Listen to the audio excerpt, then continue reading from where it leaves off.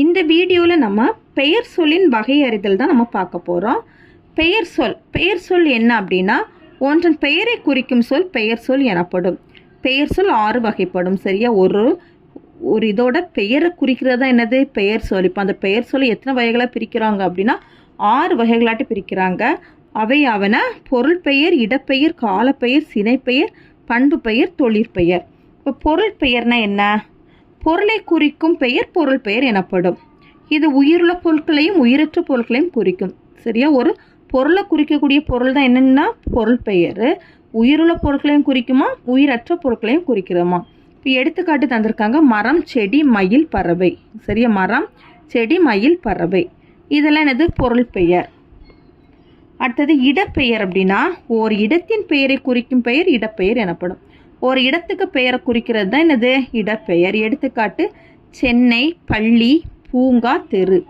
சென்னை, பள்ளி, பூங்கா, தெருலாம் இடப்பெயருக்கான எடுத்துக்காட்டு. அடுத்தது காலப்பெயர். காலத்தை குறிக்கும் பெயர் காலப்பெயர் எனப்படும். ஒரு காலத்தை குறிக்குது. சரியா? அதாவது நிமிடம், நொடி, இதெல்லாம் வந்து என்னது காலம்தான். அந்த காலத்தை குறிக்கிறது தான் என்னது காலப்பெயர். எடுத்துக்காட்டு நிமிடம், நாள், வாரம், சித்திரை, ஆண்டு. சினைப்பெயர் பொருளின் உறுப்பை குறிக்கும் பெயர் சினைப்பெயர் எனப்படும். ஒரு பொருளில் இருக்கக்கூடிய உறுப்பை குறிக்கிறது தான் என்னது சினைப்பெயர். அதாவது நம்ம உடம்புல இருக்கக்கூடிய உறுப்புகளெல்லாம் குறிக்கிறது என்னது சினைப்பெயர்.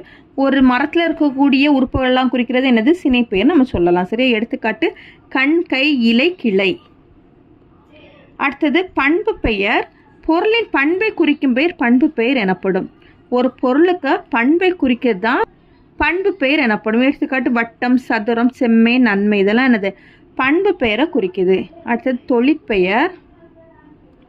தொழிலை குறிக்கும் பெயர் தொழிற்பெயர் எனப்படும். ஒரு தொழிலை குறிக்கிறது அதுக்கு என்னன்னு சொல்லுவோம், தொழில் பெயர்னு சொல்லலாம். எடுத்துக்காட்டு படித்தல், ஆடுதல், நடித்தல். சரியா? அவ்வளோதான் இந்த வீடியோ.